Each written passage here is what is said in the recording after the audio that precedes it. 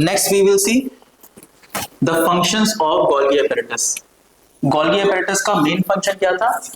जो protein rough endoplasmic reticulum में बनाया है उसे सिस फेस से रिसीव करना, उसका ग्लाइकोसाइलेशन करना, उसके बाद उसको ट्रांस एंड से उसको रिमूव कर देना हमारे गोल्गी apparatus में से। अब इस जगह पे हमारे फंक्शंस ऑफ गोल्गी apparatus में मेन फंक्शन होता है पोस्ट ट्रांसलेशनल मॉडिफिकेशन का। पोस्ट ट्रांसलेशन मॉडिफिकेशन का मतलब होता है ट्रांसलेशन जो वर्ड है, ये ट्रांसलेशन वर्ड हमारा रिस्पॉन्सिबल होता है हमारे mRNA से प्रोटीन को बनाने के प्रोसेस को हम बोलते हैं translation. Translation is a process in which the mRNA is converted into protein, और ये हमारा प्रोसेस हमेशा राइबोसोम्स में होता है। This process occurs in the ribosomes. So what is translation? Translation is a protein translation is the biological process of converting the genetic information in messenger RNA into a sequence of amino acid to create a protein।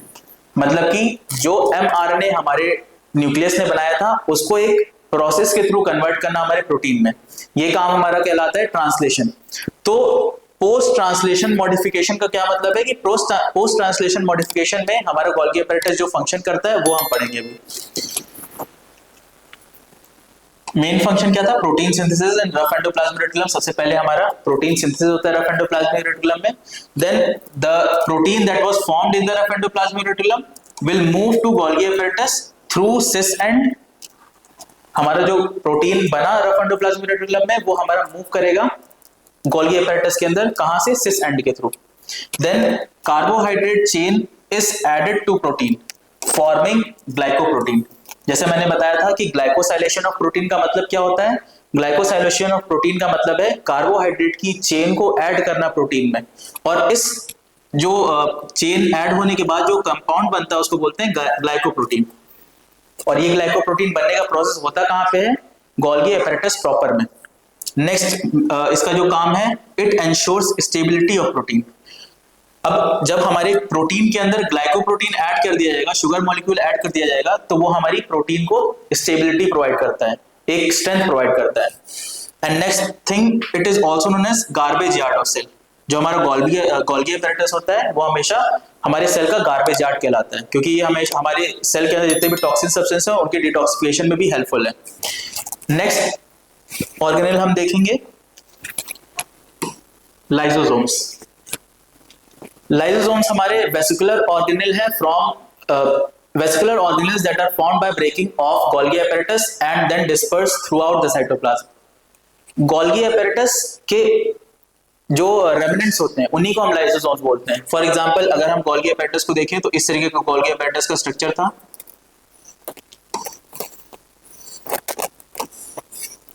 ये हमारा cis and कहलाता है, जिधर से हमारा protein आता है अंदर राइबोसोम्स के। देन मिडल वाला फेस हमारा फंक्शनल एंड कहलाता है, और जिधर से प्रोटीन रिमूव होता है, बाहर जाता है, उस एंड को हम बोलते हैं ट्रांस एंड। और इसी गोल्गी apparatus का कुछ रेमिनेंट ब्रेकडाउन होकर के हमारे साइटोप्लाज्म के अंदर फ्लोट करने लगता है, और इसी रेमिनेंट को हम बोलते हैं लाइसोसोम्स। लाइसोसोम्स। तो जैसे कि मैंने लास्ट स्लाइड में बताया कि गोल्गी apparatus को गार्बेज यार्ड ऑफ सेल बोलते हैं। अब गार्बेज यार्ड ऑफ सेल्स से हमारा लाइसोसोम बना है, तो इसका भी काम होगा डिटॉक्सिफिकेशन का। तो इसी को हम लोग क्या बोलते हैं? Suicidal bag of cell. Suicidal bag of cell. Suicidal bag of cell क्यों बोलते हैं? क्योंकि हमारा जो लाइसोसोम होता है जो कि सेल के अंदर प्रेजेंट है, वो जितने भी टॉक्सिन सब्सटेंस है उनको एनगल्फ करके उनको डिस्ट्रॉय कर देता है, सेल्फ डिस्ट्रक्शन करता है इसकी वजह से, और हमारे जितने टॉक्सिन है वो भी डिस्ट्रॉय हो जाते हैं, इसीलिए इसको सुसाइडल बैग बोलते हैं। देन इसका सुसाइडल बैग भी नाम है, और सेकंड नाम होता है रेमिनेंट बॉडी। सेकंड नाम है इसका रेमिनेंट बॉडीज। अब हमने रेमिनेंट बॉडी क्यों बोला? क्योंकि रेमिनेंट बॉडी हमारी गोल्गी apparatus का जो प्रोटीन जो पार्ट हमारे ब्रेक डाउन होकर के साइटोप्लाज्म में फ्लोट करने लगता है उसी को लाइसोसोम बोलते हैं, इसीलिए इसको हमने नाम दिया रेमनेंट बॉडी। तो गोल्गी हमारे लाइसोसोम्स के दो नाम हैं, suicidal bag of the cell, then second remnant body. Suicidal bag of the cell क्यों बोला, क्योंकि हम ये हमारा जितने भी सेल के अंदर टॉक्सिन्स है उनको डिस्ट्रॉय करता है। रेमनेंट बॉडी क्यों बोला, क्योंकि गोल्गी एपेरेटस से ही बना है ये। Next, vesicular organelle form by, it is a vesicular organelle formed by breaking of Golgi apparatus and then dispersed throughout cytoplasm. अब breaking of Golgi apparatus मतलब Golgi apparatus से टूट के बना है, इसीलिए हमने इसको बोला था remnant bodies. Remnant bodies. Next, second point, it is having proton pumps. हमारे लाइसोसोम्स के पास प्रोटॉन पंप्स होते हैं। नेक्स्ट, प्रोटॉन पंप्स का काम क्या होता है, प्रोटॉन पंप्स ही हमारे ओपन होते हैं तभी हमारा H+ आयन इसके अंदर ट्रेवल करता है। जब हमारे लाइसोसोम्स के पास प्रोटॉन पंप्स हैं और जब प्रोटॉन पंप्स ओपन होंगे तब हमारा जो हाइड्रोजन आयन है जो वो हमारे लाइसोसोम्स के अंदर एंटर करेगा। अब हाइड्रोजन आयन हमेशा एसिडिक नेचर का होता है। जो हाइड्रोजन आयन है it is always of acidic nature. तो अगर हाइड्रोजन आयंस के एसिडिक नेचर है तो अगर हाइड्रोजन आयन का अक्यूमुलेशन होगा लाइसोजाइम्स में तो लाइसोजाइम्स का भी जो नेचर है पीएच है वो हमेशा एसिडिक होगा। और इसी एसिडिक नेचर की वजह से, इस एसिडिक नेचर की वजह से ही हमारे जितने भी टॉक्सिन्स हैं उनको डिस्ट्रॉय कर पाता है हमारा lysosomes. Next, it is having proton pump, that's why it is having the H+ ion with in it, and because of the H+ ion it is having the acidic nature and this acidic nature is responsible for the destruction of toxins. तो proton pump पाया जाता है इसके ऊपर। Next, concentrates H+ ions within lysosomes. इस proton pump का काम क्या है, concentration of H+ ions within the lysosomes. Next point है, the H+ ions that are concentrated within the lysosomes are helpful in maintaining the acidic pH and that acidic pH is approximately 5.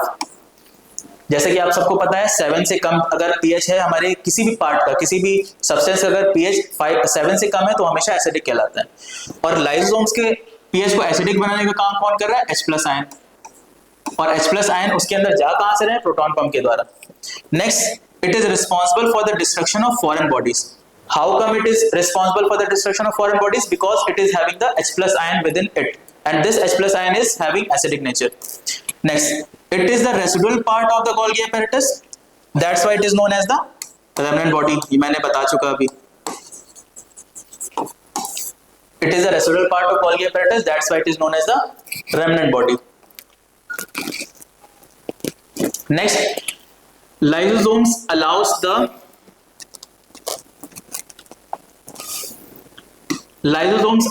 degradation of। अब lysosome जो destruct करता है वो किन किन चीजों को डिस्ट्रक्ट करता है इसके बारे में पढ़ेंगे। लाइसोसोम्स का जो एसिडिक नेचर है वो हमारा हेल्प करता है किन किन चीजों को डिस्ट्रक्ट करने में, वॉर्न आउट ऑर्गेनेल्स, मतलब जो ऑर्गेनेल्स, वो ऑर्गेनेल जिनका काम खत्म हो चुका है, जो डिस्ट्रक्ट हो चुके हैं या फिर जिनका जो नॉर्मल फंक्शन है वो खत्म हो चुका है, उन सब ऑर्गेनेल्स को डिस्ट्रक्शन करने का काम करता है हमारा lysosomes. Second, excess of secretory products, जितने भी सिक्रेटरी प्रोडक्ट्स हमारे सेल के अंदर ज्यादा मात्रा में प्रेजेंट है। सबसे पहला Warne out organelles. Worn out का मतलब जो एक तरीके से खराब हो चुके हैं, जिनका फंक्शन खत्म हो चुका है, उन ऑर्गेनेल्स को डिस्ट्रक्ट करने का काम करेगा। सेकंड है excess of secretory products. Excess of secretory products का मतलब हमारे सेल के अंदर जितने प्रोडक्ट्स हैं जो ज्यादा मात्रा में, जिनके नॉर्मल अमाउंट से ज्यादा हैं, उन सारे प्रोडक्ट्स को डिस्ट्रक्ट करने का काम करता है हमारा lysosomes. Next, bacteria.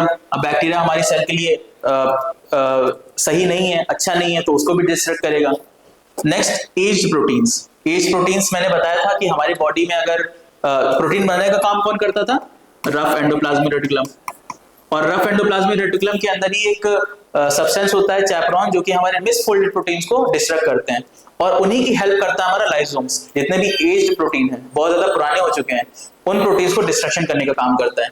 Next, it is also called as suicidal bags. Suicidal bags क्यों कहलाता है, क्योंकि ये जितने भी फॉरेन बॉडीज हैं उन फॉरेन बॉडीज के नाम यहाँ पे लिखे हुए हैं, worn out organelles, then excess of secretory products, bacteria, as protein, in foreign bodies को डिस्ट्रक्ट कर देता है और साथ ही साथ खुद को भी डिस्ट्रॉय कर लेता है, इसीलिए इसको सुसाइडल बैग बोला गया। देन रेसिडुअल बॉडीज क्यों बोला गया, क्योंकि it is a remnant of Golgi apparatus।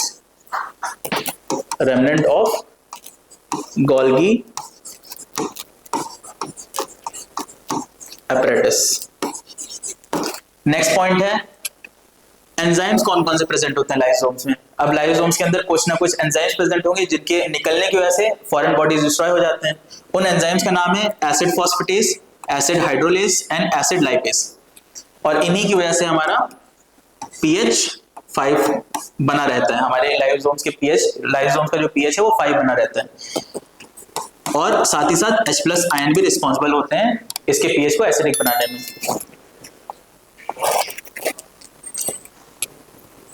Next इसका फंक्शन होता है ऑटोफेजी या फिर सेल्फ डिस्ट्रक्शन। ऑटोफेजी या सेल्फ डिस्ट्रक्शन अभी हम लोग पढ़ेंगे। Autophagy is the bodies natural process of cellular housekeeping that removes and recycle unnecessary and dysfunctional components like old proteins and damaged organelles. Autophagy वो प्रोसेस है हमारे सेल का जिसके द्वारा जितने भी ओल्ड प्रोटीन्स हैं एंड डैमेज्ड ऑर्गेनल्स हैं और जितने भी डिसफंक्शनल कंपोनेंट्स हैं उन सबको रिमूव करना और रिसाइकिल करना। ऑटोफेजी हमारी सेल का वो मैकेनिज्म है जिससे कि जितने भी ओल्ड प्रोटीन है, डैमेज ऑर्गेनल्स हैं या फिर डिसफंक्शनल कंपाउंड्स हैं उन सबका रिमूवल करना हमारे सेल से और रिसाइकिल करना, ये हमारा काम होता है हमारे लाइसोसोम्स का। Next it helps in the survival during starvation. जब हम कभी भी स्टार्वेशन करते हैं, हम कभी भी व्रत रखते हैं, फिर कोई भी हम लोग कभी भी स्टार्वेशन करते हैं तो स्टार्वेशन के टाइम पे क्या होता है कि हमारी एनर्जी कम हो जाती है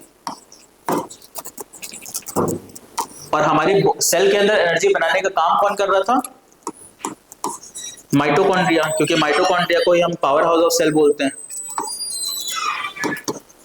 तो अब हम स्टार्वेशन करेंगे तो हमें एनर्जी की जरूरत है, तो एनर्जी प्रोड्यूस करने के लिए हमारा लाइसोसोम्स क्या करता है, इस माइटोकॉन्ड्रिया को डिस्ट्रॉय कर देता है।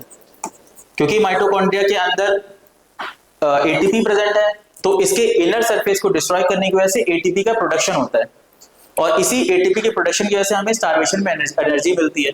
So it helps in survival during starvation. How come it will help in the survival during starvation? The lysosomes engulf and destroy mitochondria. Proteins released from inner mitochondrial membrane, then released metabolized for energy. Lysosome क्या करेगा? Engulf करेगा और destroy करेगा mitochondria को।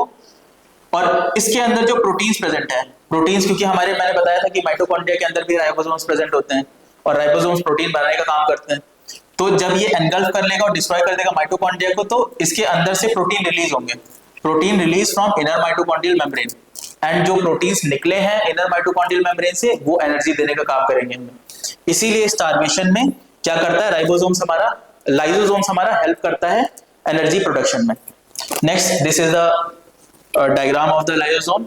It is having the membrane, then hydrolytic enzymes में कौन कौन से एंजाइम्स थे? फॉस्फेटेज, देन हाइड्रोलेज और लाइपेज। ये हमारे एंजाइम्स है, phosphatase, hydrolase, lipase and H+ ions. ये सारे हमारे एंजाइम्स थे जो कि राइबोसोम्स के अंदर प्रेजेंट थे। नेक्स्ट ऑर्गेनेल है हमारा peroxisomes. Peroxisomes is physically similar to the lysosomes. Peroxisomes क्या होता है? फिजिकली सिमिलर होता है लाइसोसोम्स के, मतलब कि फिजिकल का मतलब स्ट्रक्चर, इसका स्ट्रक्चरली सेम होता है लाइसोसोम्स के। Next it contains oxidase and catalase rather than hydrolase. अब हमारे लाइसोसोम्स के अंदर कौन सा एंजाइम प्रेजेंट था? हाइड्रोलेज प्रेजेंट था और फॉस्फेटेज प्रेजेंट था, साथ ही साथ फॉस्फेटेज प्रेजेंट था। लेकिन पेरोक्सीसोम्स में कौन कौन सा प्रेजेंट होता है enzyme? Oxidase and catalase. Next इसके फंक्शन क्या क्या है? Breakdown of excessive fatty tissue, हमारे सेल के अंदर जो फैटी टिश्यूज जो हमारे लिपिड्स एक्स्ट्रा बने हैं उनको ब्रेक डाउन करना। Destruction of free radicals like H2O2 by catalase enzymes. अब कैटालेज एंजाइम क्या करता है? डिस्ट्रक्शन करता है H2O2 का। H2O2 हाइड्रोजन पेरोक्साइड जो हमारे सेल के अंदर एसिडिक पीएच को बना रहा है। हमारे लाइसोसोम्स के अंदर तो एसिडिक पीएच होता है लेकिन सेल का पीएच एसिडिक नहीं होना चाहिए। पूरे सेल का पीएच हमारा नॉर्मल होता है, बेसिक होता है थोड़ा बहुत। नेक्स्ट हमारा जो कैटालेस है वो हमारे H2O2 जो हमारा एंजाइम है, इसको फ्री रेडिकल जो है इनको किल करने का काम करता है। Destruction of free radicals like H2O2 by catalase enzymes. Next oxygen utilisation का, हमारे सेल के अंदर जो ऑक्सीजन बनती है उसका यूटिलाइज करना, उसको यूटिलाइज करवाना। देन फोर्थ पॉइंट है acceleration of gluconeogenesis. Acceleration of gluconeogenesis का मतलब क्या होता है? ग्लूकोनियोजेनेसिस वो प्रोसेस है हमारी बॉडी में जो कि एनर्जी प्रोडक्शन, ग्लूकोनियोजेनेसिस हमारे एनर्जी प्रोडक्शन का वो प्रोसेस है जो कि जिसके अंदर कार्बोहाइड्रेट नहीं यूज होता है। Carbohydrate is not used in energy production. Normally हम सबको पता है कि हमारे बॉडी के अंदर जो एनर्जी प्रोड्यूस होती है वो कार्बोहाइड्रेट से सबसे ज्यादा होती है। लेकिन अगर जब कार्बोहाइड्रेट हमारी बॉडी के अंदर कम हो जाए, उसकी मात्रा कम हो जाए, तो हमारे जो एनर्जी प्रोडक्शन होता है फैट या फिर प्रोटीन से होने लगता है। अब gluconeogenesis is the metabolic process of creating glucose from non carbohydrate products. मतलब कि अगर नॉन कार्बोहाइड्रेट प्रोडक्ट्स के द्वारा ग्लूकोज का फॉर्मेशन किया जा रहा है, एनर्जी का फॉर्मेशन किया जा रहा है, तो उसको हम ग्लूकोनियोजेनेसिस कहते हैं। और ग्लूकोनियोजेनेसिस का काम कौन करवाता है? हमारा प्रोक्सिसोम्स।